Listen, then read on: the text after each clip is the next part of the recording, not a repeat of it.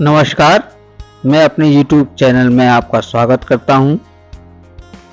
पूर्ण जानकारी के लिए कृपया वीडियो को पूरा देखें। महाभारत काल की कथा के मुताबिक एक बार अर्जुन नीलगिरी पर्वत पर तपस्या करने गए थे। उसी समय पांडवों पर कई तरह के संकट आ गए। तब द्रौपदी ने भगवान श्री कृष्ण से पांडवों को संकट से बाहर निकालने का उपाय पूछा। उस समय श्री कृष्ण ने बताया कि कार्तिक माह की चतुर्थी के दिन करवा का व्रत करिए। करवा चौथ पति और पत्नी के बीच के प्रेम को दर्शाने वाला बेहद निष्ठापूर्ण व श्रद्धा भाव से उपवास रखने का त्योहार है। आज पूरे देश में धूमधाम से इस त्योहार को मनाया जाता है। प्राचीन काल से महिलाएं अपने पति की दीर्घायु के लिए यह व्रत करती चली आ रही हैं। सुहागिन महिलाएं पति की दीर्घायु के लिए व्रत करती हैं और ईश्वर से आशीर्वाद प्राप्त करती हैं। यह त्योहार क्यों मनाया जाता है और कैसे शुरू हुई मनाने की परंपरा, आज हम आपको इसके बारे में बताने जा रहे हैं। पौराणिक काल से यह मान्यता चली आ रही है कि पतिव्रता सती सावित्री के पति सत्यवान को लेने जब यमराज धरती पर आए तो सत्यवान की पत्नी ने यमराज से अपने पति के प्राण वापस मांगने की प्रार्थना की। उसने यमराज से कहा कि वह उसके सुहाग को वापस लौटा दे, मगर यमराज ने उसकी बात नहीं मानी। इस पर सावित्री अन्न जल त्याग कर अपने पति के मृत शरीर के पास बैठकर विलाप करने लगी।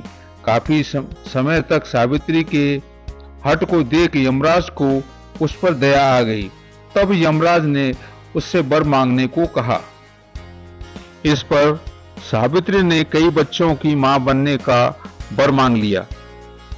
सावित्री पतिव्रता नारी थी और अपने पति के अलावा किसी के बारे में सोच भी नहीं सकती थी, तो यमराज को भी उसके सामने झुकना पड़ा और सत्यवान को जीवित कर दिया।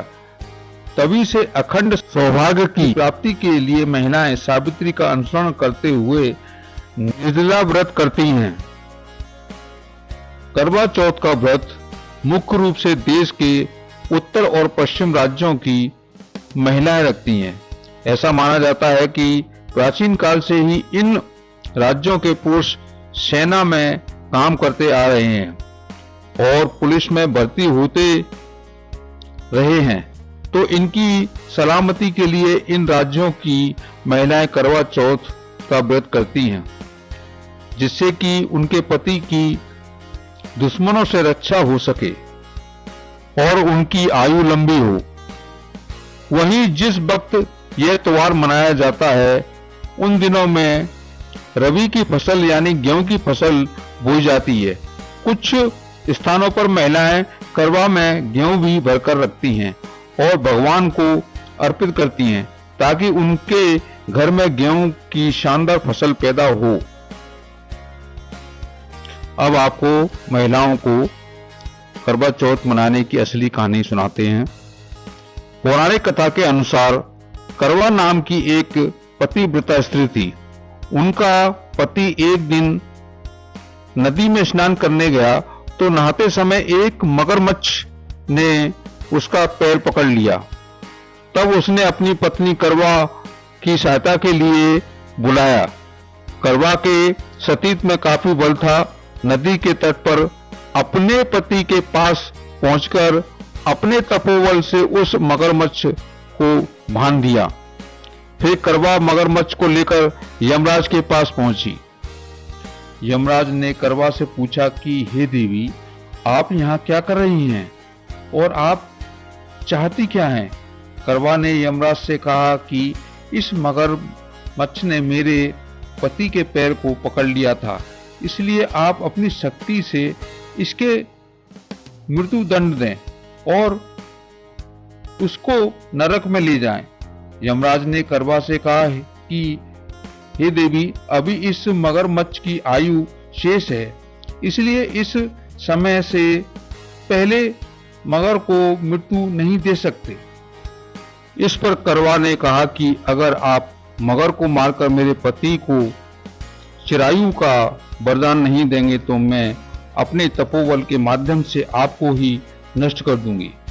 करवा माता की बात सुनकर यमराज के पास खड़े चित्रगुप्त सोच में पड़ गए, क्योंकि करवा के सतीत्व के कारण ना तो वह उसको शाप दे सकते थे और ना ही अपने वचन को अनदेखा कर सकते थे। तब उन्होंने मगर को यमलोक भेज दिया और उसके पति को चिरायु आशीर्वाद दे दिया।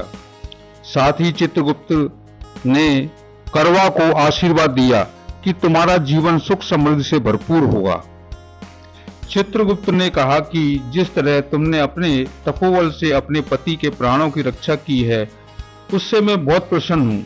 मैं वरदान देता हूँ कि आज की तिथि के दिन जो भी महिला पूर्ण विश्वास के साथ तुम्हारा व्रत और पूजन करेगी, उसके सौभाग्य की मैं रक्षा करूंगा। भाइयों बहनों, उस दिन कार्तिक मास की चतुर्थी होने के कारण करवा और चौथ मिलने से इसका नाम करवा चौथ पड़ा। इस तरह मां करवा पहली महिला है जिन्होंने सुहाग की रक्षा के लिए न केवल व्रत किया बल्कि करवा चौथ को शुरुआत भी की। इसके बाद भगवान श्री कृष्ण के कहने पर द्रौपदी ने भी इस व्रत को किया, जिसका उल्लेख 12 पुराण में मिलता है।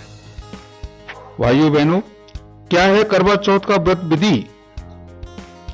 प्रातः स्नान करके अपने सुहाग लंबी की आयु आरोग्य सौभाग्य का संकल्प लेकर दिन भर निराहार रहें।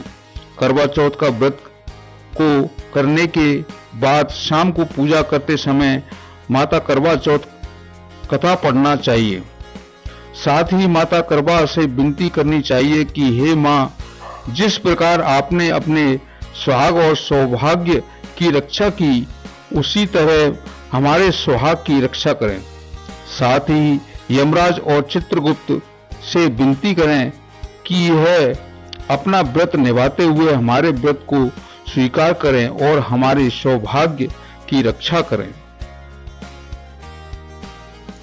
मेरी जानकारी आपको कैसी लगी प्लीज कमेंट करें तथा लाइक करें, सब्सक्राइब करें। Thank you very much.